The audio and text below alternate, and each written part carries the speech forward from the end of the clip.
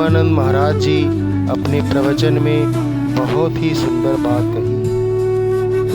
उन्होंने बताया है कि पूजा करने का सही तरीका क्या है, अपने कर्म को करना चाहिए।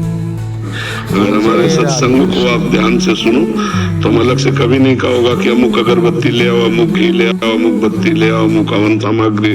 कभी किसी सामग्री की वार्ता ही नहीं हुई, आज तक किसी सामग्री की वार्ता नहीं हुई।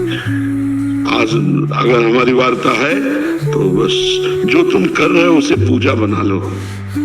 कुछ तो कर रहे होगे, कर रहे हैं। हाँ, बस ये बात समझना है कि जो आप कर रहे हो वो ठीक होना चाहिए, अधर्म युक्त नहीं होना चाहिए, पाप कर्म नहीं होना चाहिए। अगर वो ठीक धर्म युक्त कर्तव्य कर्म है तो वही आपकी भक्ति है।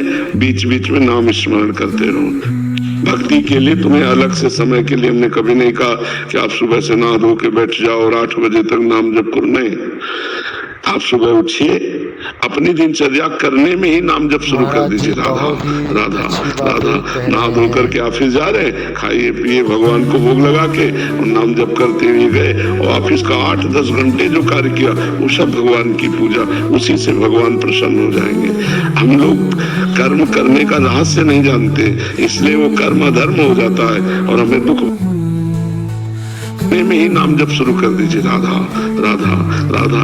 नहा धो करके ऑफिस जा रहे हैं, खाइए पिए, भगवान को भोग लगा के और नाम जप करते हुए गए और ऑफिस का 8-10 घंटे जो कार्य किया वो सब भगवान की पूजा, उसी से भगवान प्रसन्न हो जाएंगे।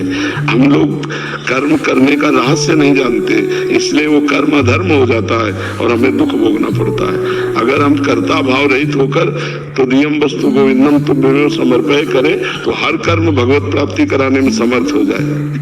कुछ तो करता है जीव, किसान है, व्यापारी है, नौकरी है, चाहे राष्ट्र सेवा हो चाहे प्राइवेट नौकरी हो, कुछ ना कुछ तो करता है। उस कर्ता भाव से रहित होकर क्रिया को भगवान में समर्पित कर दे तो कर्म योग बन जाता है। और जब अहंकार युक्त कर्म करके उसका भोक्ता भाव रखता है, फलाकांक्षा रखता है, वही कर्म बंधन बन जाता है जीव का।